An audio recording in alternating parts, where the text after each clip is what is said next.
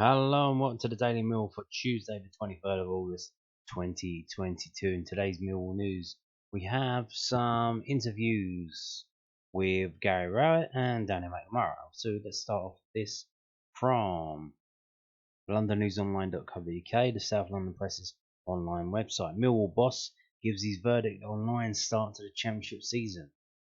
Millwall manager Gary Rowett has given his verdict on the team's start to the Championship season. The Lions are at home to Reading on Saturday as they look to maintain their 100% home record at the Den.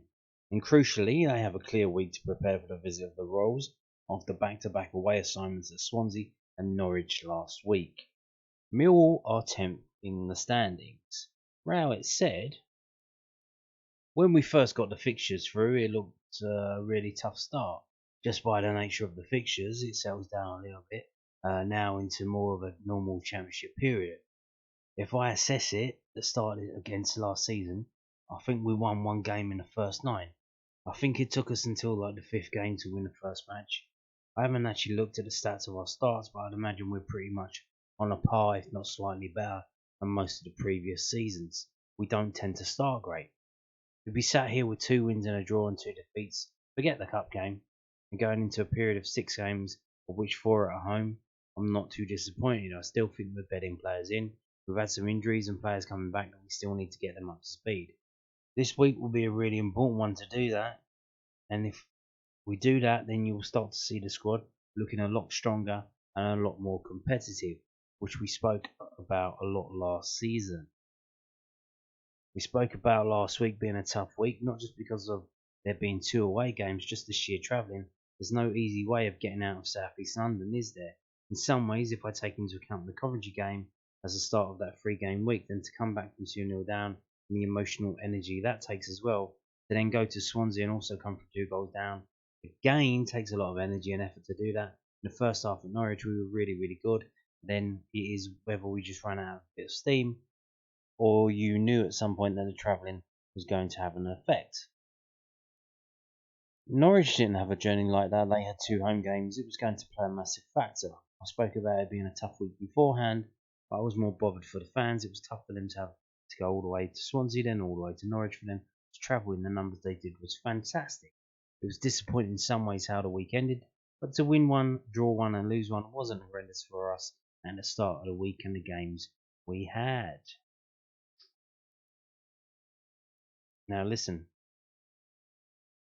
the 2 games in a week thing, 2 away games, of travelling, is that a factor? Yeah, it's a factor. But that's not why we lost the Norwich game, in my opinion. We lost it because they changed what they were doing at half time, and we didn't respond. We didn't really have enough time to respond because literally, 50th minute they scored the goal. I showed you in the stats video the other day, Saturday. They were in the first half, they were taking long shots, as many as they wanted, from outside the box. And the managers obviously said to them, "Hey, can you stop doing that? That's not helping us. You got to get in behind them, get in the box, run at them with the ball because they're just backing off you. And that's what they did. They had like 4 shots in the second half and scored 2. So it was more tactical in terms of that, and it was tactical in terms of team selection. Like you're saying, everyone's tired because the travelling. Yeah, we could see there were clearly tired players on the pitch. Benik Afobes being one of them. Why did you start him? And basically playing up front on his own, isolated, and then have him keep coming back to help defend.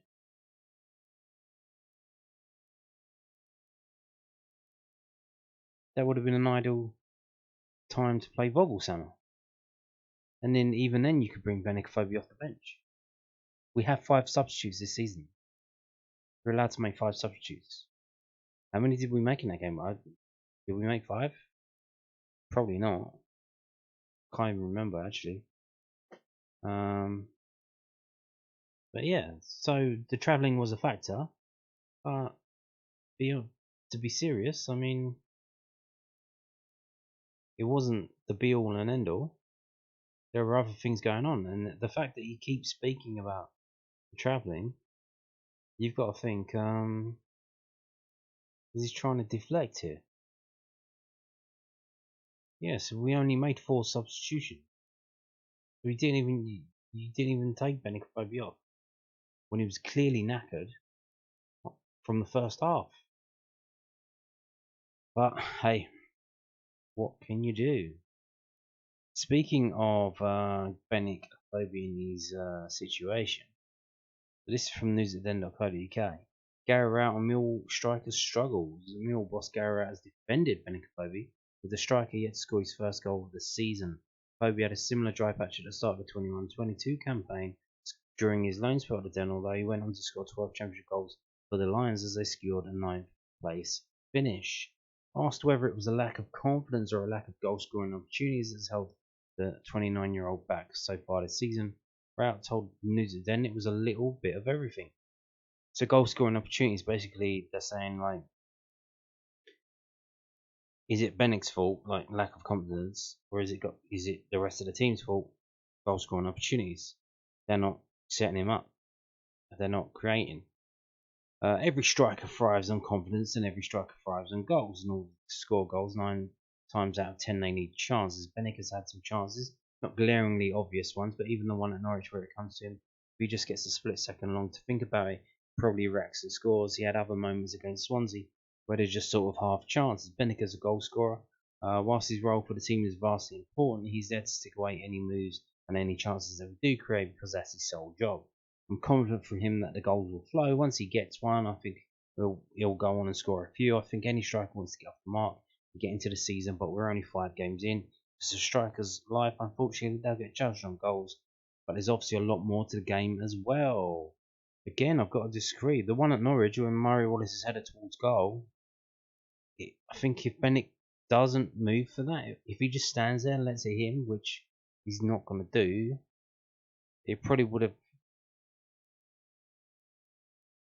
The angle that was coming in, because he moved his leg then went under the ball, and the ball went over the bar.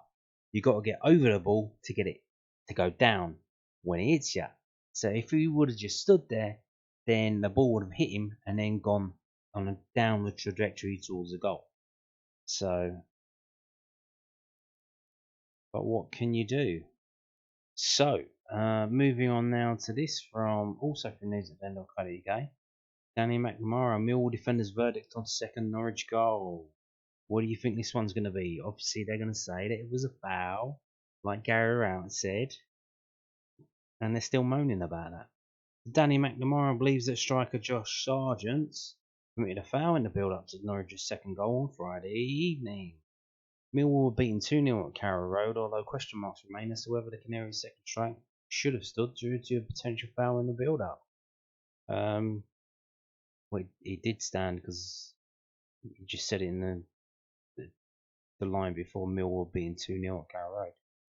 So it did stand, and it was a goal. Sargent collided with both McNamara and teammate Scott Malone before racing through on goal to double the host's advantage with 15 minutes to play. While the right wing back believes that the goal should have been disallowed, he's keen to move on from the incident and understands that referees are allowing more contact as of this season. Yeah, I've watched it back a few times now, McNamara told us. I think it's a foul, but look, the refs are a bit more lenient now. They say they're a bit lenient with what's going on, so they let it run. But I think it's a foul. We've watched it back. The gaffer thinks it's a foul, but we can't change what's happened. And we just have to move on from it and try and get a positive result on Saturday. One thing that could change incidents like this would be VAR, which is currently only used in the Premier League. However, all 3 of last season's player finals used the technology, indicating that it could be introduced in the EFL at some point soon. While fans and pundits are divided on the issue, McNamara believes it would be beneficial in the second tier after a plethora of decisions have gone against Millwall in recent weeks. I think VAR will be good in the Championship, defender added. Obviously, we've been quite unfortunate this season with decisions going against us. The Sheffield United incident was the main one, an obvious one, but can't change what's happened. Hopefully, the referees are letting it go a bit more this season, but they've also got to be on it as well. Fuck VAR, fuck that shit. That's an absolute killer. It just kills the game. Nah, no, no, no, no, no, nah, nah. So let's move on to this. That's Paul Ince, the current reading manager. Welcome to not getting any credit for anything. Millwall boss Gary Rowett reacts to comments from reading boss Paul Ince. Paul Ince says Reading have not got the plaudits they deserve for their start to the championship season, but Millwall counterpart Gary Rowett reckons that it's something this side have experienced in the past too. The Royals are third in the table ahead of Saturday's meeting of the two clubs at the Den. Millwall have a 100% record on home turf this season and have won their last 5 there when you factor in the end of the 21-22 campaign. Asked about Ince's comments, Rowett told the South London Press, "They are very much like us, aren't they? When you win a game, then usually it is the other team that hasn't played well. Welcome to not getting credit for anything. That's just par for the course when you're not a big sexy team in this league. They've done fantastically well. I'll certainly give them credit because they still have some very good players. Sometimes when a few players leave as well, maybe that galvanises the team a little bit more. Paul is an experienced manager. You don't get much more experience as a player either.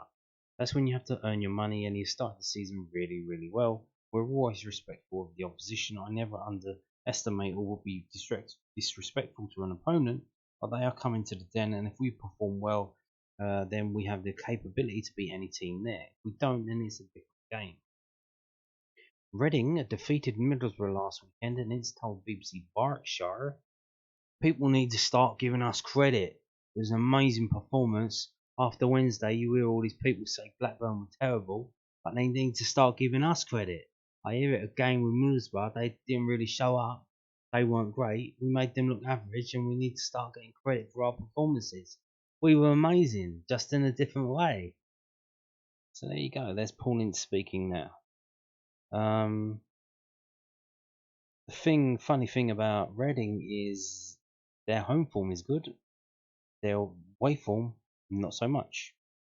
So chalk and cheese, which is why they're not running away with the league at the moment, because they win at home and they lose away.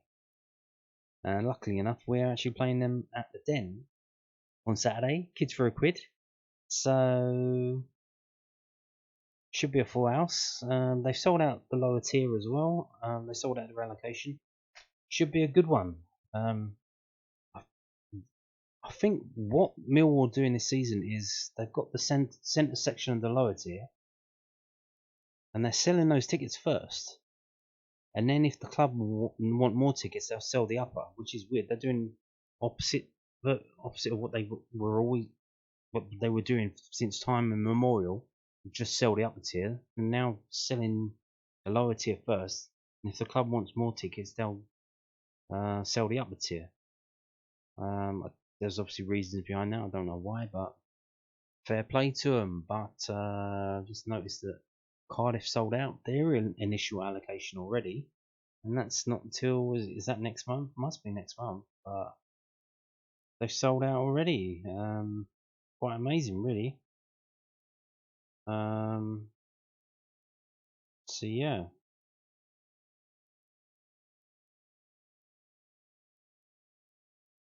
On the 3rd of September, so in a couple of weeks.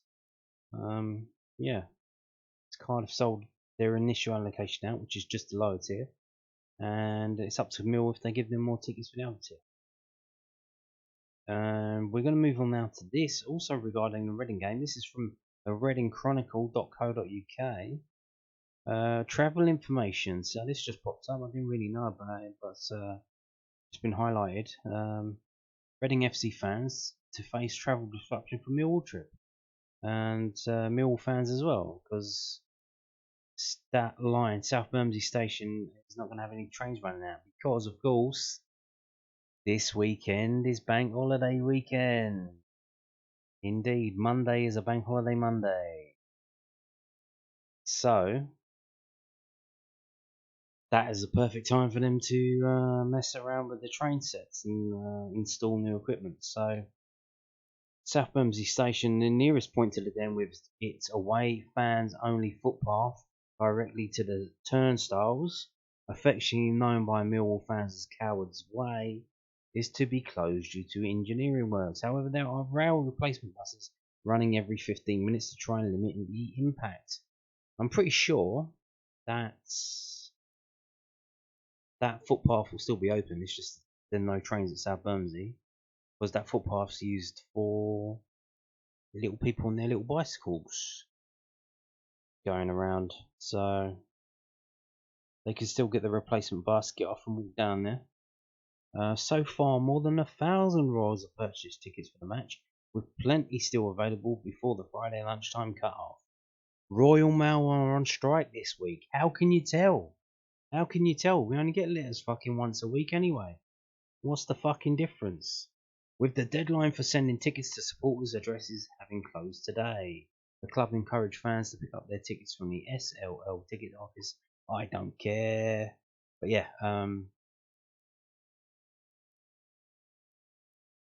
the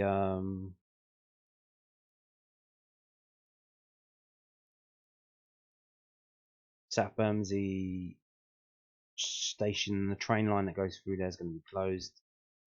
I think the overground is running, so you can get to Surrey Quays and walk from there. Or you could just get the replacement bus from London Bridge. Whatever, but bank holiday weekend, what are you going to do? And on that note, thank you for watching and goodbye.